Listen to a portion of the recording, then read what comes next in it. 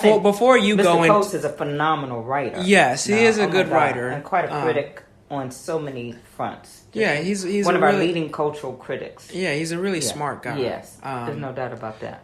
He does tend to overwrite, if that's a term. That's good. I feel you on that. Yeah. Because we've read quite a few of his articles, and they're all good pieces. They sometimes he'll go over and kind of ramble a little bit, it seems, but he still does get across a really strong message. Yeah. But overall, what did you what were your thoughts on the article and how he wrote about Kanye? Yeah. So he was talking something about, I didn't take any notes on it or anything like that, but this whole notion of freedom and how Kanye basically lost his blackness because he's comparing him to Michael Jackson. I thought it was wonderful how he set the article up, comparing Michael Jackson and how he kind of dies. He's dying to something. I don't have the quote or what have you. But they basically died to their blackness to take on this kind of white freedom. That's what they're going for. But ultimately, Coates seems to argue that these celebrities, if you will, are representing all of black people. The way he sort of summarized it, it's like we really, we have more at stake when Kanye kind of turns out the way he does, being a Trump supporter, etc. But my whole thing is Kanye is just one person. He's just one black man. He has celebrity status and a lot of influence. But at the end of the day, I hope we're certainly not banking, on his opinion for everything. And our lives and his and political views. Yeah, certainly no one is. I mean, we're definitely making him out to be a bigger person than he really is. His Sunday services, he has a right to do whatever he wants to do. That's part of what being in this country is about. Which I think is kind of a good thing that he's doing his Sunday service. 'Cause, you do? Why? It's a positive thing that he's doing. I don't see what's bad. I mean, I've heard some people try to say, "Oh, he's made a cult out of religion, and he's only inviting select celebrities to come to his Sunday service," which is true for some of them. But he did have one at Howard where, if I'm not, I think it was right after homecoming. Right. Yes. In that, and we talked about that in class too, briefly. But I think it's a positive thing. And so my whole thing is Coates seems to put so much weight on these celebrities when I'm like, I just don't see it being warranted. I think they have a market. They're always out to make money first and foremost. It's not like they're really, I'm not saying that they're not thinking about the community or thinking about the issues they're talking about. But Wes is self-proclaimed saying he is uninformed. He's not trying to be a political activist per se. He's not knowledgeable on any of these topics. I wouldn't say he's not knowledgeable. He's not a professional in any sense. Yeah, he's very uninformed, translation ignorant on a lot of issues, as Coates indicates in his own article.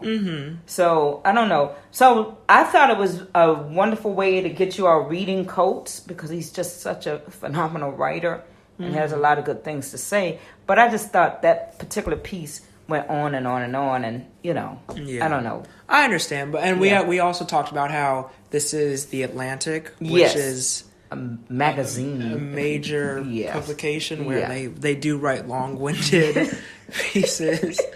I thought that was interesting.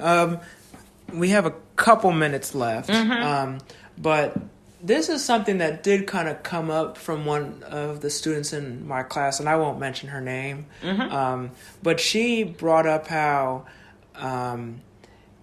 he seems like he's gone crazy or something, and really? How doesn't he have bipolar disorder? So she kind of started to talk about how she didn't she just thinks we shouldn't take him seriously. Oh, he doesn't have credibility? Is that what? That's what I kind of started to take away from what she was saying. But I have heard people, not just her, but people go into house. They would say how because he has bipolar disorder or because he was in a mental hospital, we shouldn't take what he's saying seriously, which I don't think is fair. No. Because I've had my issues with mental health, and I don't think what I say should be disregarded because of that. No.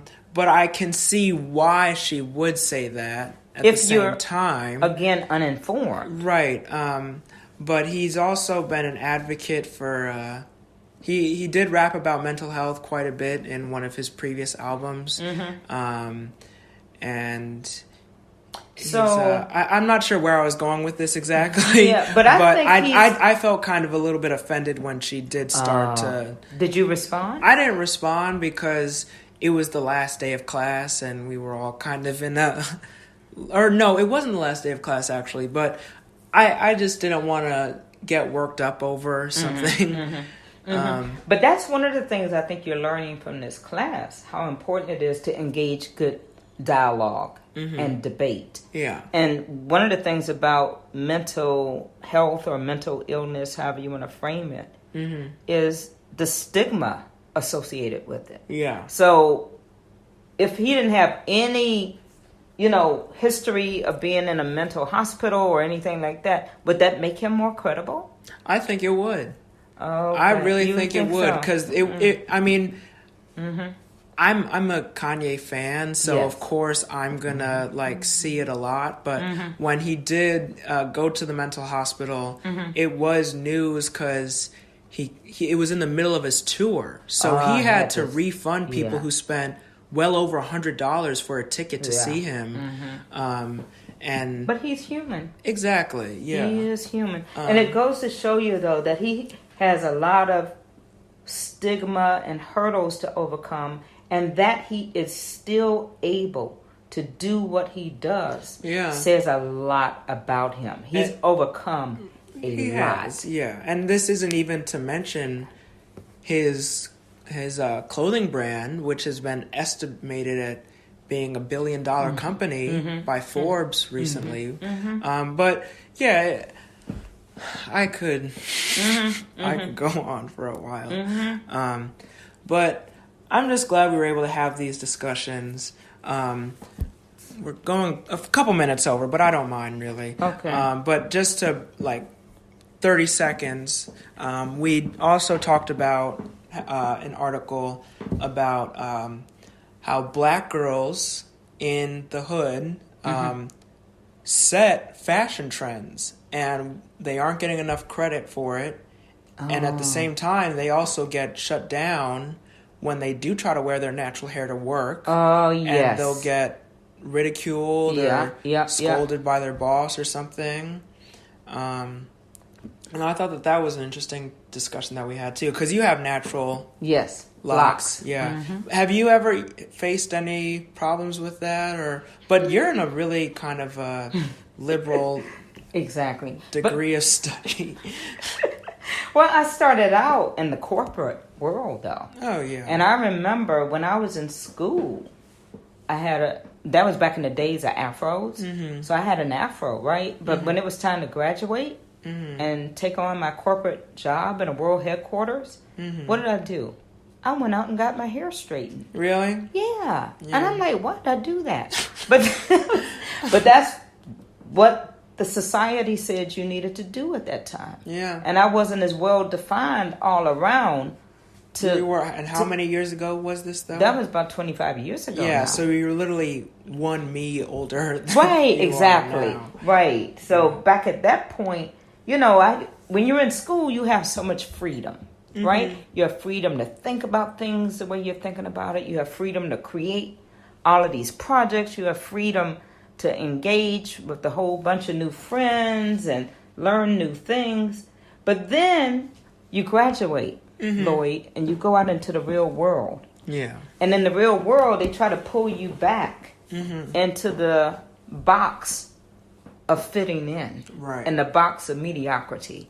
So what I'm hoping for you is that you'll always take this moment that you've experienced this semester to come out of the box. And hold on to that and find ways to find your giftedness. Because going back to Kanye West, that's what I love about him is that he embraced his gifts.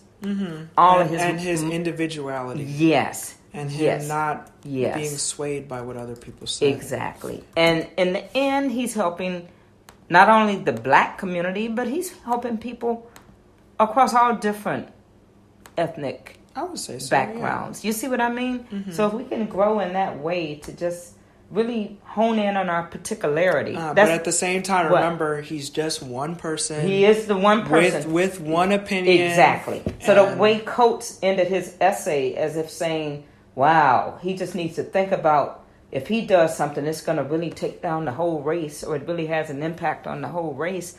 I'm like, he's just one additional voice. Yeah. Mind you, he's a multi-billionaire or whatever the case may be. But it's not everything to everybody. Yeah. Right? So, it's been good, though. I think you've learned a lot from at least what I can tell. Thank you. And I do want you to send me the link. I will send you the your link. Various episodes and send it out to the other friends who've been a part of this. Right. I'm sure they'd want to come full circle. Just the way your professor is having a chance to come full circle with your learning, we all want to be able to hear what you've learned from this experience, So thank you for having me on again. That intro that we played was I Wonder, the instrumental. Do you want to finish that out? You want to? Okay. Thank you for listening, and good night.